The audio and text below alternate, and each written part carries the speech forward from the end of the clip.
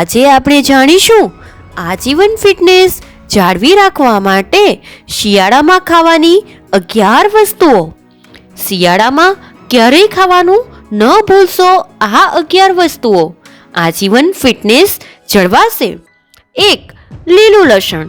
લસણના ફાયદા અઢળક છે એ આપણે જાણીએ છીએ, પરંતુ લીલું લસણ ફક્ત શિયાળામાં મળે છે, જેના ફાયદા સામાન્ય લક્ષણ કરતાં પણ વધુ છે.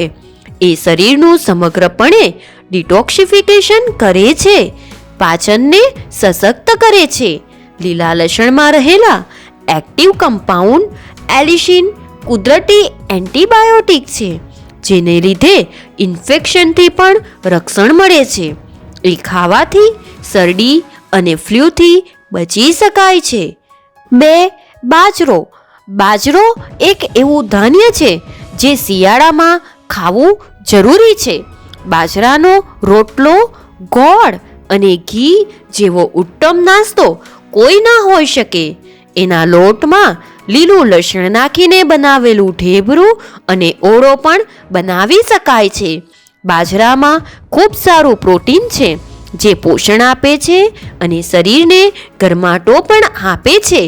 આ એવો ખોરાક છે જે સંતોષ આપે છે અને એને ખાવાથી લાંબા સમય સુધી ભૂખ નથી લાગતી. એમાં રહેલા જરૂરી એમિનો એસિડ લોહીમાં બિનજરૂરી કોલેસ્ટ્રોલને દૂર કરે છે. જો કે બાજરા સાથે ઘી ખાવું જરૂરી છે. તે જરૂરી પોષણ અને શક્તિ આપે છે. પણ લીલું હળદર. શિયાળામાં 2 પ્રકારની હળદર મળે છે. એક લીલી હળદર અને બીજું આંબા હળદર. બંને પ્રકારની હળદર ગુણકારી માનવામાં આવે છે. હળદર હેલ્થ માટે સોના જેટલું કિંમતી છે. કોઈ પણ પ્રકારના ઇન્ફેક્શન સામે રક્ષણ મેળવવા માટે હળદર જરૂરી છે.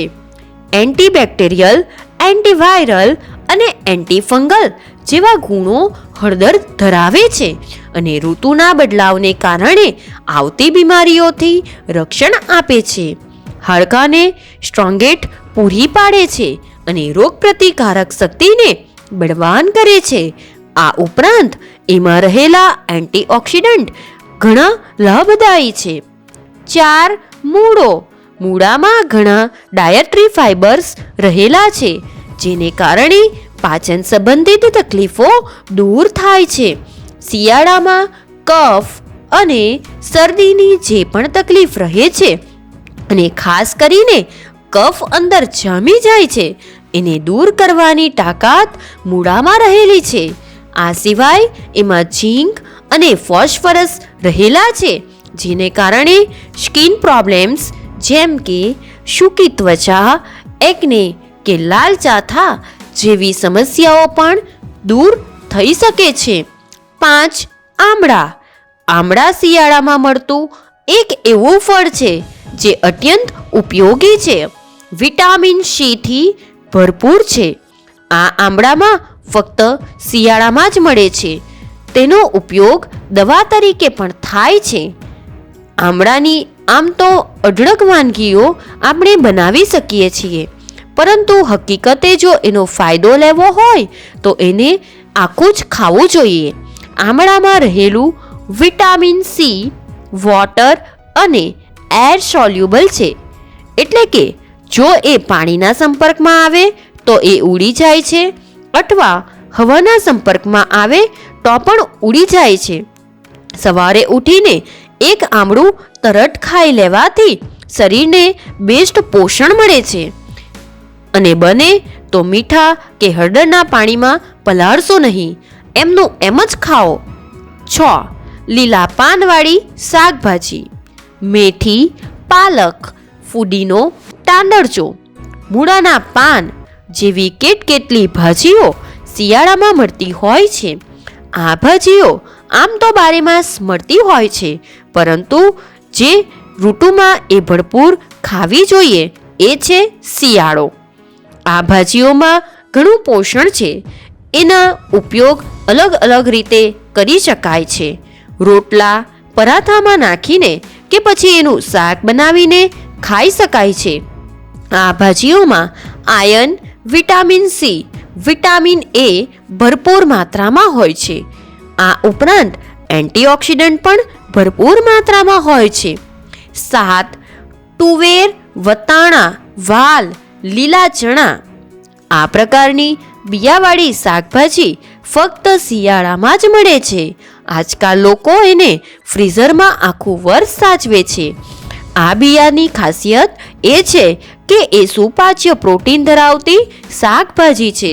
આપણે ઊંધિયામાં આ બિયાનો ઉપયોગ કરીએ છીએ, એટલે જ આપણું ઊંધિયું સંપૂર્ણ ખોરાક ગણાય છે.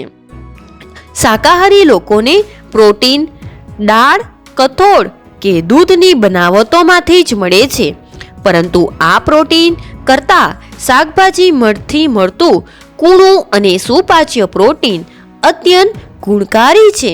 શિયાળામાં મળતા આ બિયા જુદી જુદી વાનગીઓમાં વપરાય છે અને ચોક્કસ ખાવા જરૂરી છે. 8. ખજૂર. ખજૂર આપણે ત્યાં કોઈ પણ સિઝનમાં લોકો આજકાલ ખાવા લાગ્યા છે, પરંતુ એક સમય હતો જ્યારે એને શિયાળા સિવાય ખાવામાં નહોતી આવતી અને એમ મનાતું કે એ ગરમ પડે છે. ખજૂર ખાવાનો અને એને માણવાનો સારો સમય શિયાળો જ છે.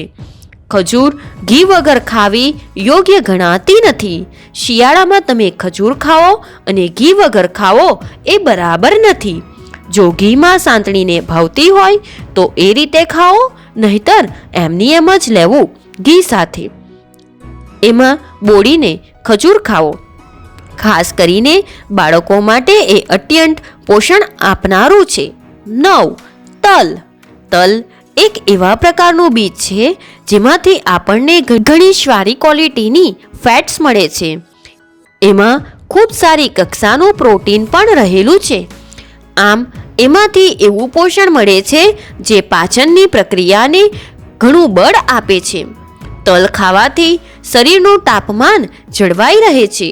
શરીર અંદરથી ગરમ રહી શકે છે. તલ અને ગોળનું કોમ્બિનેશન અત્યંત ગુણવાન માનવામાં આવે છે. તલ કાળા હોય કે લાલ, બંને ઘણા જ ફાયદો કરે છે. તલની ચીકી, તલના લાડુ અને તલની શાની આ શિયાળામાં ચોક્કસ ખાઓ. 10. ગુંદર. ગુંદર કે ગુંદને આપણે ત્યાં ઘણો જ પોષણયુક્ત માનવામાં આવે છે, પરંતુ એનો ઉપયોગ આખું વર્ષ કરવામાં આવતો નથી. મોટાભાગે શિયાળામાં જે પાક બનાવવામાં આવે એમાં જ નાખવામાં આવે છે. ગુંદના લાડુ બને છે. ગુંદની રાબ પણ બને છે. સુખડી, મેથીના લાડુ, અડદિયા, તલનો પાક જેવા જુદા જુદા કેટલાય પાકમાં ગુંદ વપરાય છે. એ શરીરને તાકાત આપે છે અને હાડકાને પોષણ આપે છે. સંપૂર્ણ પોષણ માટે ગુંદ ઘણો જ ઉપયોગી છે. 11. અડદિયા. જાત જાતના પાક આમ તો ઘણા જ ગુણકારી છે. ખાસ કરીને અડદિયા ગુજરાતીઓમાં અતિ પ્રિય પાક છે. ગુજરાતી ઘરમાં અડદની દાળ વધુ ન ખવાતી, પરંતુ અડદિયા તેમને આપો તો એમના એમ ખવાઈ જાય છે. આ પ્રકારના પાકમાં આપણે ગોળ, ઘી, ડ્રાય ફ્રૂટ્સ અને વસાણા વાપરીએ છીએ. એ પોષણની દ્રષ્ટિએ બેસ્ટ છે. અડદિયામાં કાળી અને ધોળી મૂસળી, ગોખરું, કોચા, અકલગરો, પીપરી મૂળ, ખસખસ, એલચી, જાયફળ, જાવંત્રી અને સૂંઠ જેવા અત્યંત ગુણકારી પદાર્થો નાખવામાં આવે છે. લોકો આજકાલ હાઈ કેલરીના નામે એ ખાતા નથી, પરંતુ એ એક ભૂલ છે. જે લોકો વેટ લોસ પણ કરતા હોય તેમણે પણ આ પાક ખાઈ શકાય છે. જરૂરી છે કે તમે સમજો કે એ કેટલું અને ક્યારે ખાવું યોગ્ય છે. મિત્રો, જો તમને આ વિડીયો પસંદ આવ્યો હોય તો વિડીયોને લાઈક કરો, શેર કરો અને જો તમે ચેનલ પર નવા હોવ તો ચેનલને સબસ્ક્રાઈબ જરૂરથી કરજો. જય શ્રી કૃષ્ણ. ધન્યવાદ. રાધે રાધે.